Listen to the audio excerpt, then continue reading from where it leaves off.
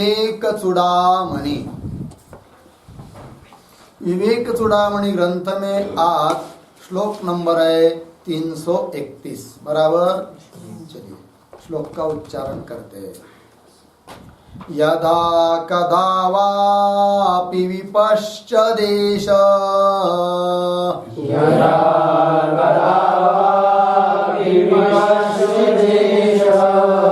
ब्रह्मण्यनन्तेऽप्यणुमात्र भेदम्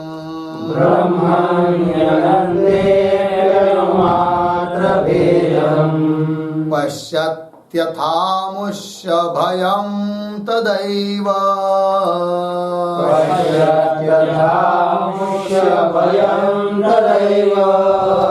यद्वीक्षितं भिन्नतया प्रमादात्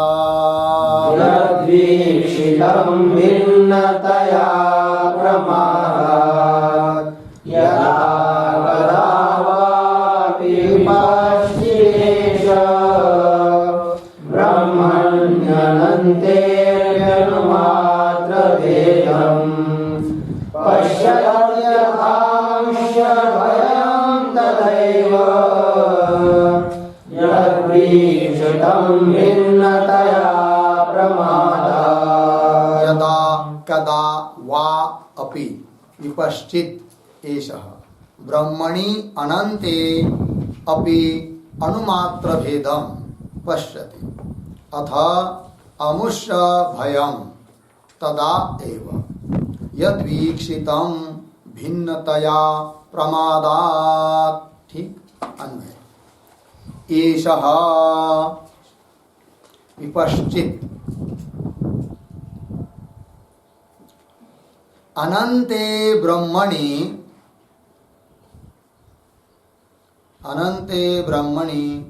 अणुमात्र भेदम् अपि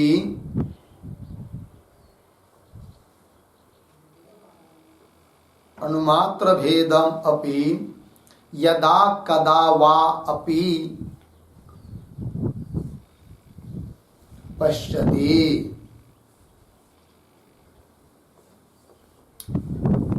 प्रमादात् भिन्नतया यद्वीक्षितं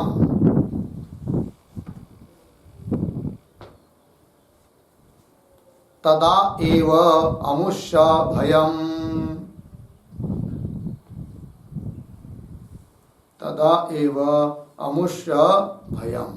ठीक है जी।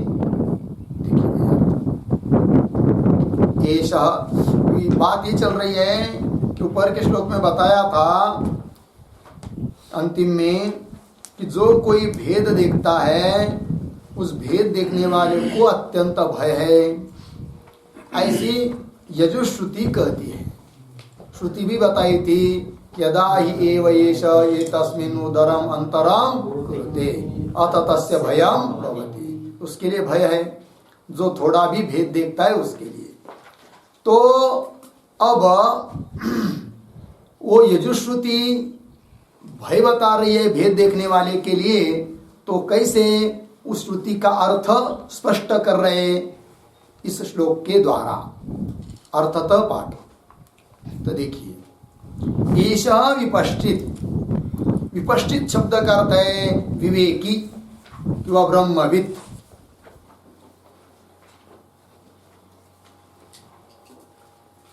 ईशा विपश्चित, यह विवेकी ब्रह्मविद ब्रह्मवेत्ता। क्या जी? अनंते ब्रह्मणि। अनंते ब्रह्म का विशेषण है, ब्रह्मणि सप्तमी अंत, अनंते ब्रह्मणि। अनंते मतलब क्या? अनंते शब्द करता है त्रिविध परिच्छेद शून्य। जिनमें किसी भी प्रकार का परिच्छेद नहीं है, देश परिच्छेद नहीं, काल परिच्छेद नहीं, वस्तु परिच्छेद नहीं, ऐसा अनंते ब्रह्मणि। ऐसी उस ब्रह्म तत्व में अणुमात्र भेदम अपि, अणुमात्रम करता है ईशत अपि भेदम। अणुमात्र भेदम, ईशत अपि भेद, थोड़ा सा किंचित सा भेद देखता है। अणुमात्र भेदम अपि यदा कदा वापि पश्यति। देखिए भाई, भेद देख रहा है ब्रह्म में, वो भी कितना, बहुत थोड़ा, और वो भी कभी यदा कदा, कदाचित देख रहा है, तो भी उसके लिए क्या है जी, भय है। वही लिख रहे हैं, यदा कदा वापि, कदा वापि मतलब क्या, कदाचित अपि, यदा मतलब यदि, कदा वापि का अर्थ है कदाचित, अपि यदि पश्यति, यह उसका अर्थ हुआ। बार बार नहीं देख रहा है, कभी काज देखा, थोड़ा सा देखा, भेद देखा, तो क्या जी करे आगे, अथ, अथ का अर्थ करना यहाँ पर तर्री, क्योंकि यदा का अर्थ क्या, यदि, तब तर्री तब तो क्या जी, तो बता रहे, प्रमादात भिन्नतया यद वीक्षितम, प्रमादात प्रमाद के कारण भिन्न रूप से जो देखा, प्रमादात, प्रमादात करते अनवधानात, अनवधानात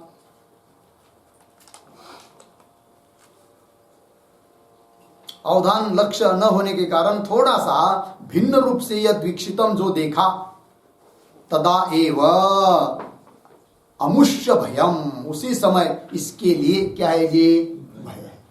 अमुष्य, अमुष्य मतलब विदुषः,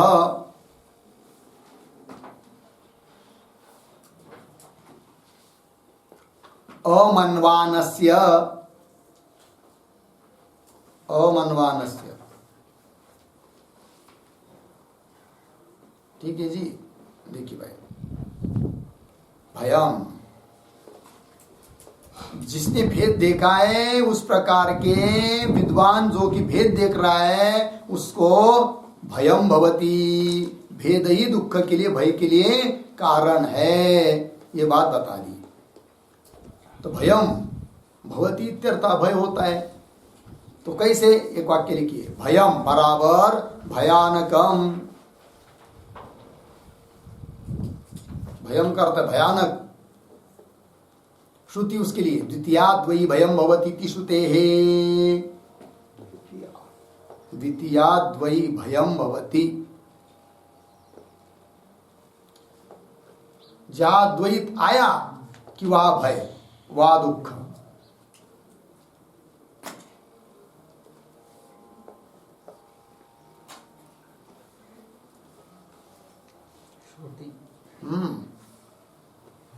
द्वितीयाद्वयी भयम भवति, जहाँ भय है वहां क्या होता है, दुख होता है। द्वितीय, द्वितीयता, द्वैतता आ गई, अर्थात भेद आ गया, कि भेद होते ही क्या होता है, भय। द्वैताद्वयी भयम भवति, अद्वैतात भय नहीं है, भय का है, द्वैतात है, द्वैत में है, द्वैत में भय है, अद्वैत में नहीं। चलो भाई आगे के श्लोक को पढ़ते हैं। श्रुति स्मृति न्याय सत्यैर्निषिद्धे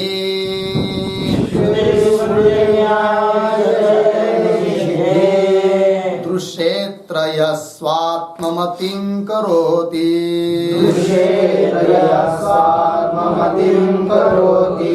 उपैति दुःखोपरि दुःखजातम्,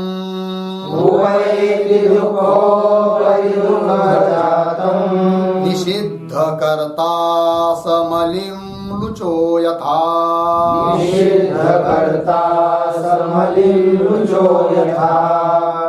श्रुति स्मृति न्याय निषिद्धे दृश्येत्रय स्वात्ममतिं करोति, उपैति दुःखोपरि दुःखजातम्, निषिद्धकर्ता समलिं लुचो यथा।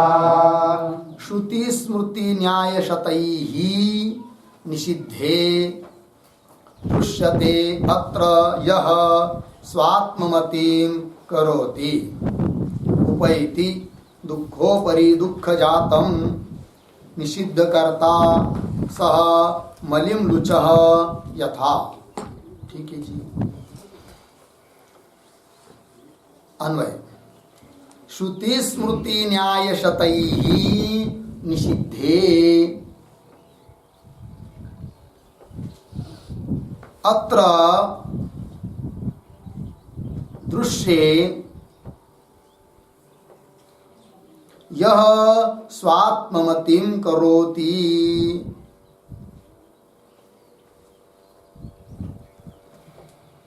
यह स्वात्ममतिं करोति नीचे सह निषिद्धकर्ता मलिम लुचः यथा दुखोपरि दुख जातम उपैति।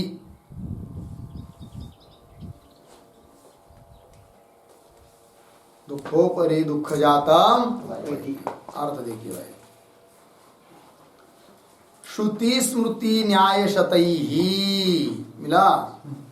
श्रुति स्मृति और न्याय युक्ति सैकड़ों युक्तियां, इन सभी के द्वारा निषिद्धे दृश्ये अत्र दृश्ये निषिद्धे अत्र दृश्ये, निषिद्ध ऐसे दृश्य पदार्थों में, दृश्य कौन दृश्य? देहादौ जो दिखाई दे रहे हैं।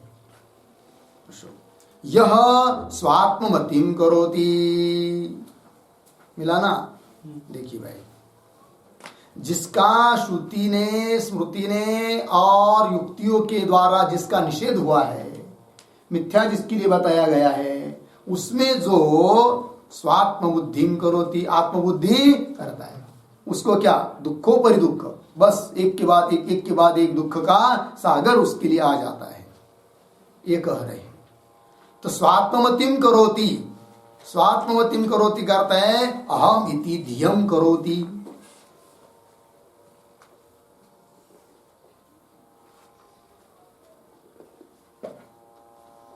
अहम इति धियम करोति।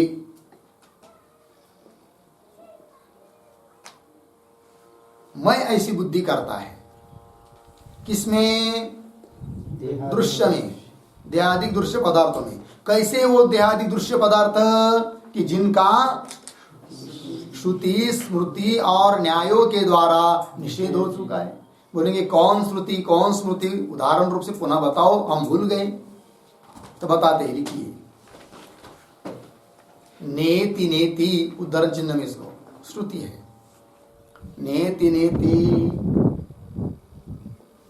अर्धविराम, पुनः उद्धरण चिन्ह में निह नानास्ति किंचन,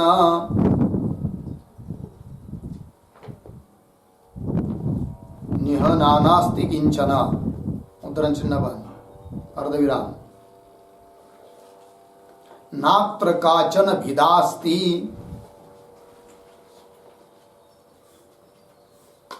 नात्र काचन भिदास्ति, उद्धरण चिन्ह बंद, इत्यादि श्रुतिभिः, इत्यादि श्रुतिभिः अर्धविराम, तद अनुसारिणीभिः स्मृतिभिः, तद अनुसारिणीभिः स्मृतिभिः।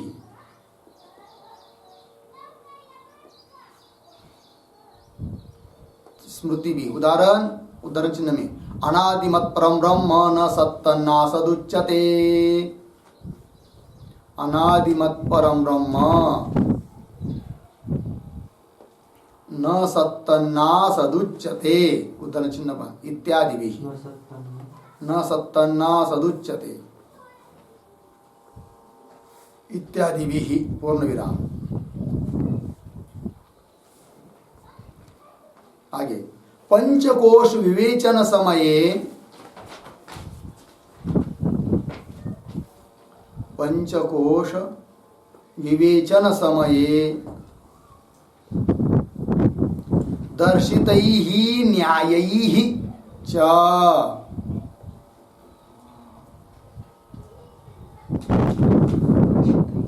दर्शितैः न्यायैः च,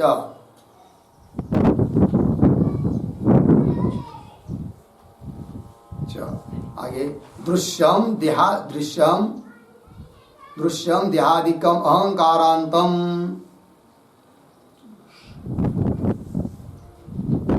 दृश्यम देहादिकम अहंकारांतम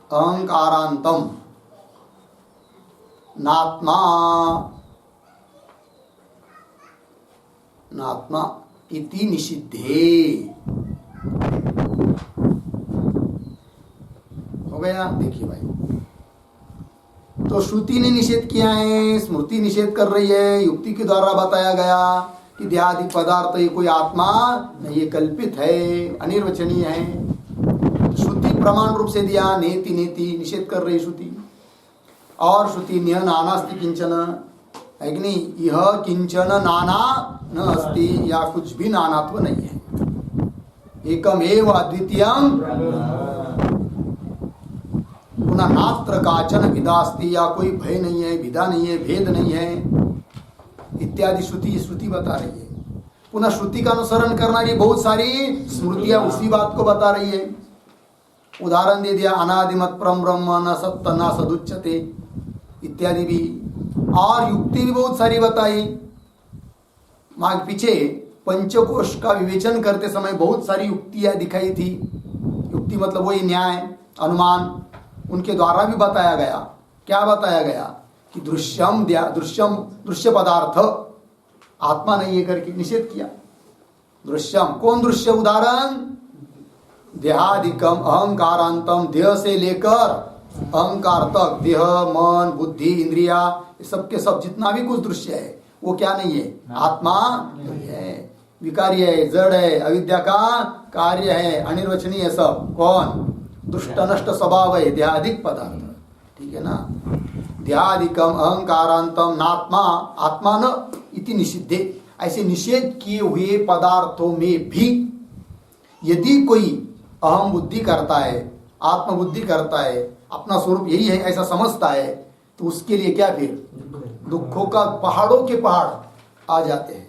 कोई दुख की सीमा नहीं, कोई रोक भी नहीं सकता है कि नहीं? तो इसके दुख हम दूर करें, कोई नहीं कर सकता है, क्योंकि उसकी गलती है।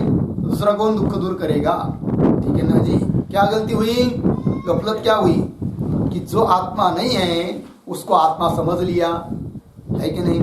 है, सामने जा रहा था या पड़ा हुआ था कहीं अंधेरे में सर्प, उसने मुशक खा लिया या मेढक खाया तो शांत पड़ा था बेचारा, थोड़ा अंधेरा था, लाइट चली गई थी, रात के समय था, और कोई जा रहा था, उसको लगा क्या रज्जू पड़ी है, तो उसने उठाया उसको और ले लिया। अब क्या होगा फिर? अनर्थ होगा। क्यों? जो चीज जो नहीं है उसको वो समझा है क्या? सर्प है क्या? सर्प समझा क्या? रज्जू। तो क्या होगा फिर? उसका परिणाम क्या निकलेगा? बस काटेगा, वो मर जाएगा, तो अनर्थ होगा, दुखों के पहाड़ आ जाएंगे, है कि नहीं? इसलिए आत्मा को आत्मा समझना है और अनात्मा को अनात्मा समझना है। केवल इतने पर भी रुकना नहीं है कि जो आत्मा है ना, अनात्मा से भिन्न, वही मैं हूं, उसमें अहम बुद्धि होना चाहिए। केवल अलग अलग समझ लिया तो उससे भी काम चलने वाला नहीं। लगा जी? देखिए पंक्ति, हाँ कहा हो गया नहीं सब? हाँ, दृश्य लगा, यह स्वात्म बुद्धिम करोति। स्वात्म बुद्धि मतलब अहम इति धियम करोति, मैं ऐसी बुद्धि करता है कि नहीं? तब क्या जी? सह, वो कैसा है ऐसा व्यक्ति? उसके लिए बता रहे, सह निषिद्ध करता, बस वो निषिद्ध करता है। निषिद्ध करता है मतलब क्या? निषिद्ध कर्म करने वाला है, दूसरा और कोई उसको साक्षात निषिद्ध कर्म करने की जरूरत नहीं है, लेकिन यही निषिद्ध कर्म होगा। ऐसा जरूरत नहीं है कि वो किसी को काटेगा, हिंसा करेगा तभी उसके द्वारा निषिद्ध कर्म होगा। वो तो होगा, बहुत दूर की बात है, किंतु देह में आत्मबुद्धि हो गई, अनात्मा में आत्मबुद्धि हो गई, यही क्या है जी? निषिद्ध कर्म है। और निषिद्ध कर्म से क्या उत्पन्न होता है? पाप। बस पाप के पहाड़ निर्माण होते जाएंगे, इसलिए उसको क्या बोलेंगे? पापी। क्या बोलेंगे? पापी। तो सचमुच पापी कौन है? जो साक्षात कोई पाप करते दिखाई दे रहा है वो तो है, वो तो बात दूर की है। लेकिन पहला पापी कौन? पहला पाप कहां से शुरू हुआ? जो देह इंद्रिया आदि मन बुद्धि आदि को जो अपना स्वरूप नहीं उसको अपना स्वरूप समझ रहा है, मान रहा है, आत्मा समझ रहा है, वही पाप शुरू हुआ है वहां से। इसलिए उसको कह दिया क्या? पापी, निषिद्ध करता। तो लिखिए, निषिद्ध करता पापी। जो पाप करता है वो वही है पापी। पापी है वो, सह निषिद्ध करता। इसलिए आगे और बताया, पापी है, निषिद्ध करता है, इसलिए मलिम लुचा। क्या है वो? मलिम लुचा। समझ में आया कि नहीं? देखिए संस्कृत में भी गालियां होती है, गाढ़ो है कि नहीं? ये क्या है? मलिम लुचा। मलिम लुचे का अर्थ लिखिए मलिनांतकरण।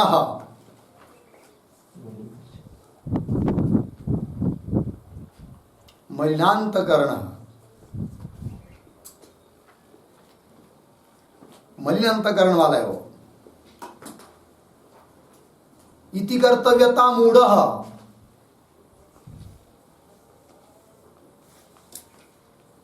ठीक है ना? देखिए भाई, मलिम लुच मलिनांतकरण वाला है। फिर आगे क्या? यथा दुखोपरि दुख जातम उपैति, इस प्रकार का है कि नहीं? दुखोपरि दुख जातम उपैति। दुखोपरि दुख मतलब दुख के बाद दुख, दुख के बाद दुख, एक समाप्त ही नहीं होता है तो दूसरा दुख गले में आ पड़ता है। एक सारिता तो पुणे वो भी एक, बस यही है सब। सांसारिक लोगों को पूछिए ना, वो बोलते भाई क्या करें, एक को निपटते तो दूसरा तुरंत उसके पहले आ जाता है। काम भी कभी भी समाप्त नहीं होते उनके, गृहस्थी लोगों के, खेती आदि के जो भी व्यापार आदि जो भी धंधा हो कुछ होगा, उनके काम कभी पूर्ण हो देगा। क्या सोचते हो? बस अभी मक्का हो गया, इसका क्या लानी हो गई, घर में ला लिया, हाँ बस फिर जाएंगे पंढरपुर को, 15 दिन रहेंगे, उतने उसके पहले दूसरा काम आ जाता है वो काटने के पहले। समझ में आया कि नहीं? चलिए भाई, मलिम लुचः दुखोपरि दुख जातम उपैति, उपैति प्राप्त होती। हाँ, क्यों? असत पदार्थों को सत समझा है कि नहीं? जड़ को चित समझा, ज्ञान स्वरूप समझा, और जो दुख रूप है उसको क्या समझा? सुख स्वरूप समझा। इसलिए तो दुख हो रहा है कि नहीं?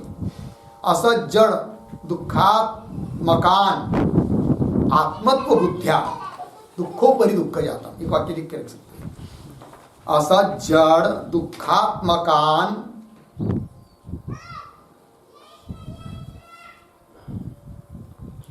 असत जड़ दुखात्मकान आत्मबुद्ध्या, आत्मबुद्ध्या दुखोपरि दुख जातम उपैति। असत जड़ दुख ऐसे पदार्थों को आत्मबुद्धि से ग्रहण कर लिया तो बस दुख ही दुख है। हो गया ना जी? बाढ़ में एक कंबल बह रही थी, ठीक है, और एक आदमी को लोभ उत्पन्न हुआ, बहुत अच्छा तैरना जानता था। समझ में आया ना? उसको लगा अरे भाई बढ़िया कंबल, तैर के ले आते हैं, छलांग लगाई, तैर के चला गया बीच में जहाँ बह रही थी वो, है कि नहीं? पकड़ लिया उसको, है कि नहीं? वो कंबल भी सोच रही थी मेरे को कोई आधार मिले, तो कंबल सोचती अच्छा हो गया मेरे को भी आधार मिल गया, मैं डूबती जा रही थी।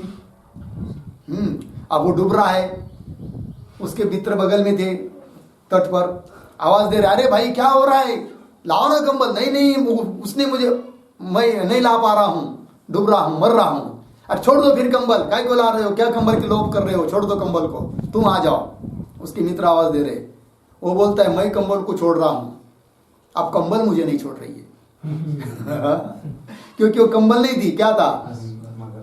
नहीं, क्या बोलते उसको? अस्वल, भालू, भालू था, है नहीं? बाढ़ में बह रहा था वो, तो उसका दूर से पता नहीं चला कि भालू है करके, उसको लगा कंबल है कि नहीं? है तो क्या था? भालू, समझा क्या? कंबल। तब क्या होगा? जो चीज जैसी नहीं है उसको ऐसा समझा तो बस दुख ही दुख शुरू हो गया, एक के बाद एक दुख, मरना पड़ेगा उसको, है कि नहीं? व्यवहार में ऐसा ही है कि नहीं? विषयों से या पत्नी आदि से, है कि नहीं? कोई सुख होता है क्या? किंतु सुखाकरिता केली बायको तिने एवढे वाढविले रे, जपना कारणे केली बायको तिने एवढे वाढविले रे, असं म्हटलंय ना नाथ महाराजांचं ना. तू घबरायचंय का ज्यांचं असं पाहून घ्या है की नाही. बायको गेली कशासाठी इसलिए किया कि मुझे क्या करेगी वो सुबह सुबह गरम नाश्ता बना के देगी चपाती भाजी बना के देगी बच्चे होंगे मेरा पालन करेगी. फिर उसने क्या कर दिया बहुत विस्तार कर दिया. दुख ही दुख जाने दो. चलिए समझ में आया ना. निषिद्ध करता मलिम लुच यथा दुख दुखो परि दुख जातम हो गया. आगे के श्लोक में बढ़ गए. लग गया ना पूरा श्लोक. कोई बचा तो नहीं इसमें. चलो फिर इस श्लोक को याद कीजिए. बहुत अच्छा श्लोक है ना. इससे क्या सिद्ध हुआ कि अनात्मा में आत्मबुद्धि नहीं करनी है और करेंगे तो दुखो परि दुख जातम भविष्यति. बस एक के ऊपर एक के दुख आ जाएंगे. हो गया ना. हाँ आगे के श्लोक को पढ़ते हैं. सत्याभिसंधान रतो विमुक्तो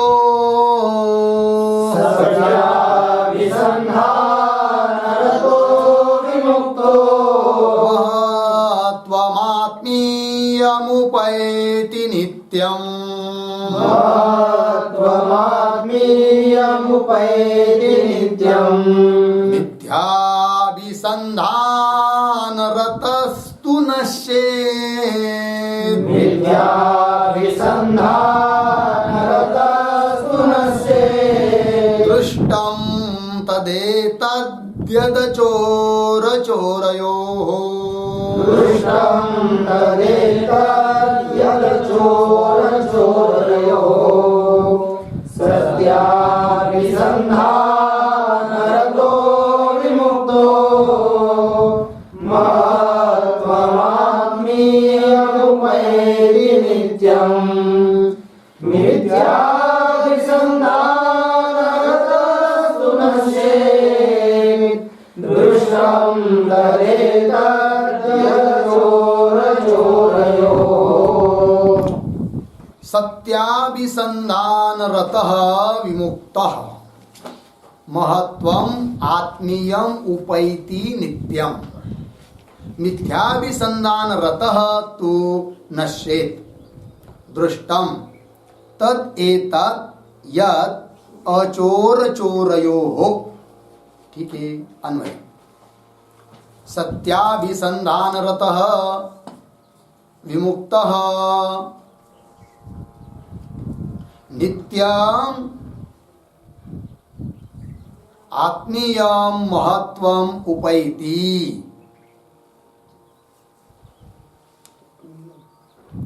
नित्यम आत्मीयम महत्वम उपैति. तीसरी लाइन में तू मिथ्याभिसंधानरतः नश्येत्. तद एतत् यत् अचोरचोरयोः दृष्टम्. हो गया. देखिए भाई अब जो इसके ऊपर वाले श्लोक में जो बात बताई ना उसी का स्पष्टीकरण कर रहे हैं कि जिसने सत्य को पकड़ लिया वो तो मुक्त हो जाएगा. किंतु जिसने निषिद्ध जिसका निषेध किया है ऐसे देहादिक पदार्थों को अहम रूप से आत्मा रूप से पकड़ लिया मिथ्या पदार्थ का अनुसंधान कर रहा है चिंतन कर रहा है उसका तो नाश होगा. इस बात का स्पष्टीकरण कर रहे हैं इस श्लोक में. देखिए सत्याभिसंधानरतः पुरुषः क्या विमुक्त. सत्याभिसंधानरत मतलब सत्य पदार्थ का ही अनुसंधान करने वाला. सत्य पदार्थ कौन है. बस एक ही एक है. कौन है. मैं. जो मेरा अर्थात ब्रह्म का आत्मा का अनुसंधान करता है वो तो क्या हो जाता है जी मुक्त हो जाता है. ठीक है ना जी. सत्याभिसंधानरतः अर्थ लिखिए इसका. ऐदम्पर्येण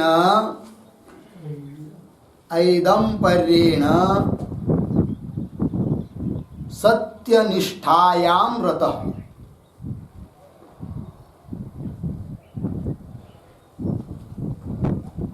सत्यनिष्ठायां रतः बराबर व्यग्रह पुरुष.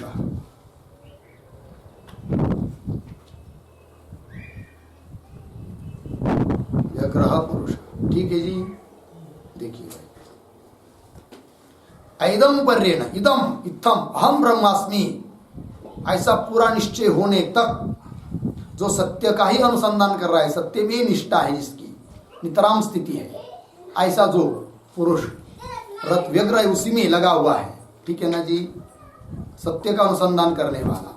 देखिए सत्याभिसंधान रतः, क्या वो विमुक्त, वो तो मुक्त हो जाता है। और क्या करता है, नित्यम आत्मीय महत्व उपैति, नित्य सतत हमेशा अपने महत्व को प्राप्त हो रहा है, बढ़ा रहा है। महत्वम, महत्वम का अर्थ लिखिए निर्विकारम अनंतम, निर्विकार नहीं, निर्विकार मनस्त्वम, ऐसा लिखिए निर्विकार मनस्त्वम सर्वपूज्यत्वम च, निर्विकार मनस्त्वम सर्वपूज्यत्वम च। ठीक है, महत्व का अर्थ लिख दिया। निर्विकार मनस्त्व को मतलब निर्विकार मानसिकता को बढ़ा रहा है, अर्थात सर्वपूज्यत्व को भी बढ़ा रहा है। वो पूज्य हो जाएगा सब में, है कि नहीं? कोई माने चाहे न माने, वो तो पूज्य ही है जो ब्रह्मनिष्ठ बन गया। ठीक है ना जी, नित्यम आत्मीय महत्वम उपैति, है कि नहीं? साधु क्या है वो? ब्रह्म सर्वगत सदा सम, तेथे अनुनायी विषम, ऐसे जाणती ते अति दुर्गम, त्यांची भेटी झाली भाग्य परम। जो हाँ, तो वो लिखा है ना क्या, इस प्रकार का ब्रह्म को जानने वाले जो संत है उनकी भेंट होना बहुत दुर्लभ है, कठिन है, बहु अवघड आहे संत भेटी। पाहुणा घालवेल पालान, पायी चढवेल गगन, भूत भविष्य कळो येईल वर्तमान, पर्या साधूची भेटी न होईल गा। लेकिन बहुत बड़ा अभंग है वो, सब देख लीजिए। उसके आगे क्या है, चंद्रामृत सुखी सेववेल, रवि अस्ता जाता धरवेल, बाया हेळा सागर तरवेल, परित्या साधूचे न कळेल महिमान गा।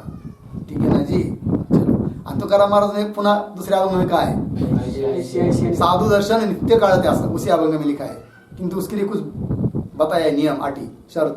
ठीक है ना, जाने दो। कहने का तात्पर्य, ऐसी इस प्रकार के संतों की भेंट होना अत्यंत क्या है जी, दुर्लभ है। चलो, सर्व पूज्यत्वम उपैति होगा नहीं ना। आगे देखिए इसी श्लोक में तू मिथ्या, अब उसके ऊपर विपरीत बता रहे, क्योंकि ऊपर के श्लोक में यही बताया ना, है कि नहीं? दुखों पर दुख होता है किसको, जो अनात्मा को आत्मा मानता है, इस उसको ही कहेंगे मिथ्याभिसंधान रतः, मिथ्या वस्तु का अभिसंधान अनुसंधान में जो रत है, ऐसा जो पुरुष। मतलब क्या है, एक वाक्य लिखिए, मिथ्याभिसंधान रतः के लिए यस्य अवलंबनम मिथ्याभूतम एव, यस्य अवलंबनम मिथ्याभूतम एव, यस्य अवलंबनम मिथ्याभूतम एव, तस्य